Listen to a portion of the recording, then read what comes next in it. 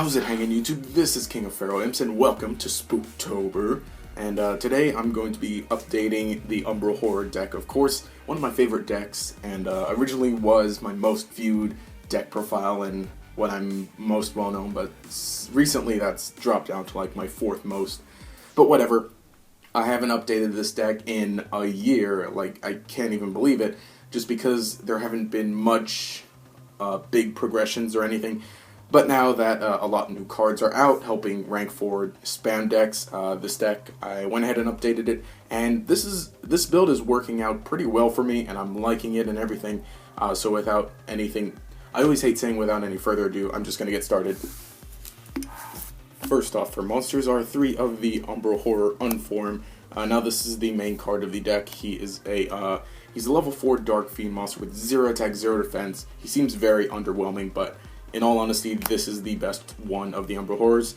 The effect is that when he's destroyed by battle while attacking, so you have to declare the attack and get it destroyed by battle, you can then special summon 2 Umbral Horror monsters from your deck, and you can only use the effect of Umbral Horror Unform once per turn. So this is the important one, but like I said, sadly, you do have to ram it into your opponent's monster yourself, so you will be taking quite a bit of damage because it is 0 attack. But like I said, this is just the main one. People compare it to like Box of Friends / Rescue Rabbit, but this is something all its own and is, like I said, the best card of the deck, and this is what helps you get all your big monsters out, and so on and so on. This is the next one, Umbral Horror Ghoul. He is a level 4 1800 beater, so at least this one has some decent attack, and he's got a good effect too.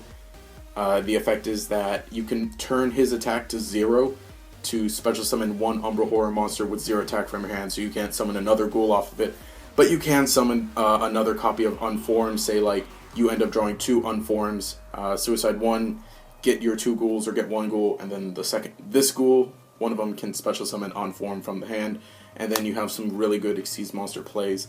He's really cool. I really like his design out of all of them the most. Well, I love both of these guys' designs. Their masks are like freaking... I'm talking about designs. Anyway, he looks like Gengar or Sableye, but whatever. Sadly, these are the only... I'd say the only 2 good ones. The last one, he's alright, but we don't play many of him. This one is Umbral Horror Will-O-The-Wisp. It's got 0 attack, 0 defense, and as you can see, it's level 1. But its effect is that when it's summoned, you can target 1 Umbral Horror monster on your field or in your graveyard and copy its level. So when this comes out, it essentially becomes level 4 as long as you have another one. Oftentimes, off of Unform's effect, I'll summon 1 Ghoul and then 1 Will-O-The-Wisp just so I don't draw it. And then Will-O-The-Wisp can target either the Ghoul on field or the Unform in grave to become level 4. I do play these, and I feel like you do have to play them just because you need more Umbral Horrors in the deck, and in order to get all the effects off. Normally you only get like Ghoul's effect off maybe once per game, and then from there you either win, and you win well, or you lose, but we don't talk about that. But anyway, like I said, so you do need to play a lot. Not a lot more, but just a fair amount of targets in case you can get that off twice, or in case you draw a lot of them. So a Will-O-The-Wisp helps. He also has another effect that if he declares an attack and is destroyed by battle, and the monster that destroyed it is still on the field, then you can destroy that monster. So that's like a decent effect. I have never used it. I think maybe once, but really I've never used it. So sadly though, you do have to ram it into your monster just like Unform, but it doesn't have that much of a payoff, so that's why it's not as good. This is all for the Umbral Horror monsters. There is one more, but he's not good, and he doesn't work out with the level 4 rank 4 theme, so we don't play him. But anyway, like I said, this is the core. I've been playing this core for the majority of the time I've been playing the deck. Thankfully, there are a lot of dark type support monsters that help out, and I'm just going to go ahead and get onto them. First off, what would probably come to all of your minds first is Kage Tokage. He, of course, you know, when you normal summon a monster, special summon this from your hand. It can't be normal summoned or set. It does help with your Xyz plays, and it does help because it's dark, because in this deck, things that are dark help a lot more, just because of what the deck is mostly capable of, and it is pretty much the best way of summoning them. You know, I guess like there are some other rank 4 things that can help, but I just like playing these because they're dark and they fit in well. Next is 2 copies of Secret Sect Druid Drew. This is an interesting card. When it's normal summon, you can activate its effect and special summon 1 dark type monster from your graveyard with 0 attack or 0 defense. And all of the Umbral horrors are valid targets, well, except for Will-o'-the-Wisp, because this does negate its effect. And I believe in summons it in defense. But yeah, it negates the effect, so you can't really use these for the effect. Also, because it's a dark type attribute, I always get those mixed up, types attributes, but because it's dark, it does help with the theme. I really like this card, and in the past I would have played 3, and I think I was playing 3, but currently it's fine at 2, and but its effect does help, of course. Lastly, for the one-ofs is 1 Mystic Tomato, and then 1 Shadow Dragon. Let's see. So I've been using Mystic Tomato for a long time. You guys I don't even have to tell you that it's good because of Worlds, but sadly we're not playing Shadow Mist. But whatever. I was playing 2 copies of Tomato, mostly because they search out this guy here, the Umbral Horror, unformed, and because you can do this, ram this into your opponent during your battle phase, summon this still in your battle phase, ram this again, and you get your 2 monsters. And then also, like, worst comes to worst, you can set this. And this one is also a similar one. It does have 0 defense, so it's a valid Drew target. And worst comes to worst, you draw it, you can set it. It just has some decent synergy, and it's fine as a one-of. I was playing 2, and I used a super secret tech of Shadow Fusion for a while, just to summon like 1 window, but that became a little inconsistent and didn't really work out as well. But Shadow Dragon is just fine as a one-of here. That's it for the Dark support. The last other support monsters, I play 5 Clowns, 3 of the Damage Juggler, and 2 of the Hat Tricker. Now, let's talk about this. So Damage Juggler is extremely good. It can make your battle damage 0, which is extremely useful because you have this, which requires you to ram into your opponent and take some battle damage. So obviously this is going to be good, and then when it's in the grave, you can then search a Hat Tricker, which can special summon itself. I'm not playing Twerk Clown because it doesn't exactly help as much. I mean, like I said, this has such a good combo with this. It reduces some of the damage, and then it gets it in the grave to later search for this, which makes more rank 4 monsters, so it all has some great synergy. I mean, like, Twerk Clown is alright because it does come back, but this deck isn't so much graveyard focused. I mean, aside from the Drew and these guys, it doesn't really help so much. And then, of course, because I can't fit things like Math Mat or Foolish to dump the Twerk Clown to get its effect, it just doesn't help out. But these, of course, work out so well. I was trying to find like some decent amount of each to play, but I feel like this works out because it helps to draw this to make sure you take no damage, and then these are great to have. I might want to bump it up to 1 or maybe switch it around, but so far this is working. Anyway, that is it for all the monsters. Now for the spells, all the one-ofs are 1 Dark Hole, 1 Soul Charge, 1 Allure, 1 Dichotomy, and then 1 Day of Peace. Now, of course, Dark Hole, it should be a Regeki. I just don't really have the Regeki at the moment. But Dark Hole, in previous builds, I was playing Dark Hole, and when it came to 2, I was playing 2 because it does have a great combo with Key Beetle, which, yeah, of course, spoilers, we play Key Beetle because it's like the best card for this deck. But anyway, this should be a Regeki. Soul Charge works out just for bringing stuff back. Of course, I don't have to tell you it's good. A majority of the deck is Dark attribute, so Allure Darkness helps. You can always banish Will-o'-the-Wisp because oftentimes you won't like to draw it. And Akage Tokage if you absolutely need to, because sometimes you don't exactly get the best of hands. 1 Pot of Dichotomy. As you noticed, we are playing quite a few different types of monsters. We are playing Magician. We're playing Spellcasters, 1 Plant, and then playing Reptiles also, and then Fiends. There was a Thunder King in here, so it helped with. So that was also a Thunder, so it helped, but I took that out. And also the extra deck, you can fill the graveyard up relatively fast, and we do play like. It's very important to use all of these types of monsters. Like in a game, you're definitely going to use a Fiend, you're definitely going to use a Spellcaster, and very likely going to use a Reptile or something else. So it just helps with the drawing. And then 1 Day of Peace. Each person draws one card, and then you don't take any damage that turn. So this is another way to help with Unform and Tomato with ramming them into your opponent. And then after all these, it's just additional 2 spells, 2 MST, just to help with back row. I kind of wanted to bring this to 3, but then at some point almost wanted to drop it to 2. Sometimes it might get in the way of your huge Exceeds combos, but it just helps with getting rid of things. And yeah, I do kind of want to bump this to 3. Then 2 2 Instant Fusion. I did have 2, but I loaned them to someone, and then I bought my 3rd, and then I need to get back my other, so whatever. That's a proxy there. But, of course, we do play Norden, so this just helps with the Xyz summons. Like I said, this isn't such a graveyard-based deck, but just Norden helps so much with rank 4 and level 4s, so we kind of have to play it. And then 3 Upstart Goblins, because you do need to draw into your stuff, and this just helps a lot. I've always played Upstart Goblin with this deck because you need to get all of your combo pieces. And like I said, especially in a deck like this, the 1,000 life points doesn't matter because you can oftentimes get into a great position and then just overpower your opponent.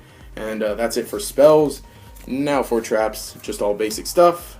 Solemn Warning, Compulse, Bottomless, Ring of Destruction, Vanities, and the Void Trap Hole. Hope y'all can see that. I'm playing an extra Trap Hole thing. Just for some decent monster removal. I don't know what I want to use this or switch this out for, but like I said, I'm just kind of playing some extra stuff. All of these are very self-explanatory. Vanities is a very key card in this deck. And then 2 Fiendish Chain. You do need some monster negation, and I opted for Fiendish Chain because it sticks around on the field. Oftentimes you can summon Key Beetle. Here's an interesting thing. You summon Key Beetle, you set this, and then you Key Beetle target Fiendish Chain. You activate Fiendish Chain, and your opponent's monster effect is negated. They can't kill this because Key Beetle's protecting it. And then even when the monster is destroyed, this stays on the field, and you can use it later to protect Key Beetle should you need to. So that's just a great combo for this card. That's all for main deck. Let's move to extra deck. So of course we are playing 2 copies of Air Norden. This is just such a good card. I don't have to tell you it's good. 2 copies is fine because you do need to save some extra deck space, but in a way I found that this helps because it helps fill up extra deck space in a way, so it kind of makes you narrow down your choices, which can be good at times.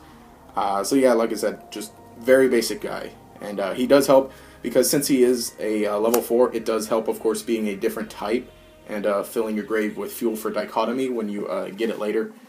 So that's all. Now for Xyz monsters, just basic stuff.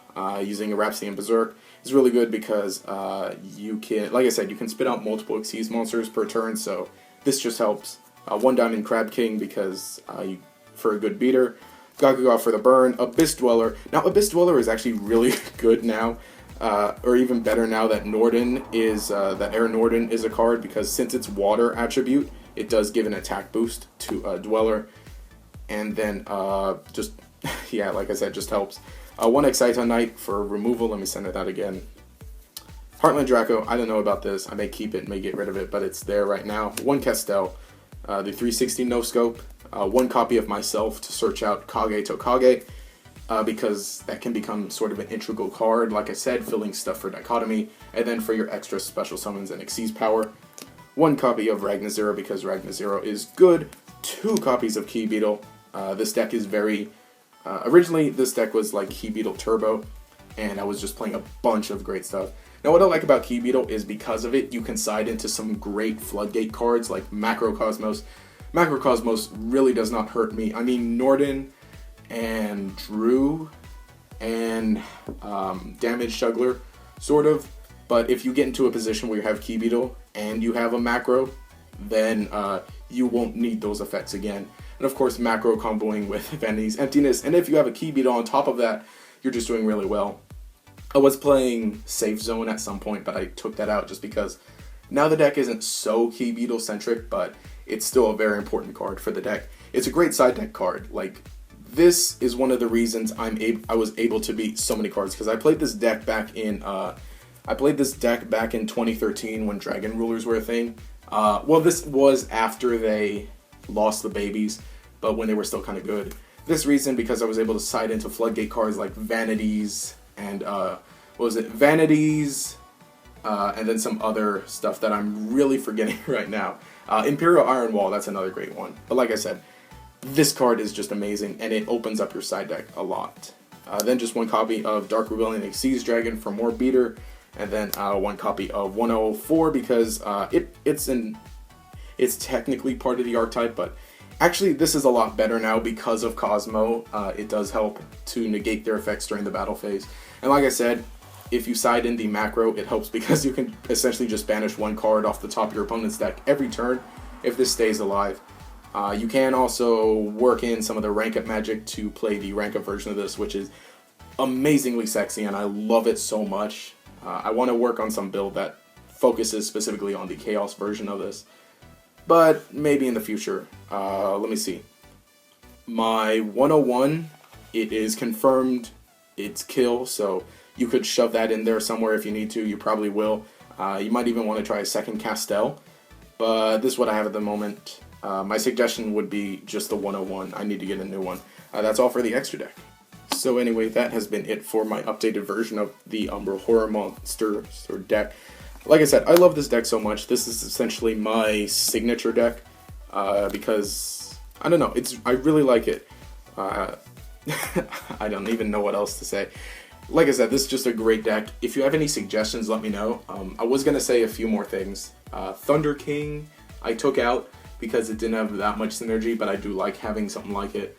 I wasn't maining Mistake just because I had to play a lot of other things, but Mistake is a great side deck card, and I might even find some way to fit into the main deck. Macro, I was maining, like I said, but I took that out. I might want to try maining it again, but now that I'm playing just a bit more of Graveyard Focus, maybe not. Mass Chameleon, people always suggest Mass Chameleon. I don't like it because it does restrict me to only summon 1 Synchro Monster for that turn, and it's alright. I mean, you do have a great, reliable way of searching it. I mean, have you seen me? But I also don't like that I have to, if I play that, I also have to fit Synchro Monsters into my extra deck, which is even harder now that we have Air Norden here in the TCG, and he has to take up some extra deck space. So yeah, I'm not sure if there was anything else I was missing. Some people play Dark Necrofear, I just don't like it. And yeah, but there are some great other things that you could do with this. Right now I feel like this build works out with the Clowns and with Air Norden being in the TCG. Yeah, I'm just glad I can play this deck again. So anyway, this has been it for the Umbral Horror Spooktober deck profile. If you have any other suggestions for spooky decks you want me to update or to profile for October, let me know because it is Spooktober, and then this is super spooky, 2 spooky for me, 3 spooky, 5 you. Yeah, I don't even know what I'm saying. Anyway, this has been King of Feraligatr. Have a nice day. Wow, that was a pretty great video. Let me know if you're liking Spooktober so far. Like I said, just go ahead and suggest anything. Of course, as you can see right here, there is a Pokemon. That's actually a bit of a tidbit or a taste of a video I did on my Pokemon channel. What's it like inside a Pokeball? Now, it's very interesting. I know a lot of us have been wanting to figure out what that is. So go ahead and click on this video or check out the card appearing right now where it's already up there. Or check the link in the description, that'll take you right to the video. Let me know what you think of it. Please show some support to my Pokemon channel as well. And yeah, have a nice day, guys.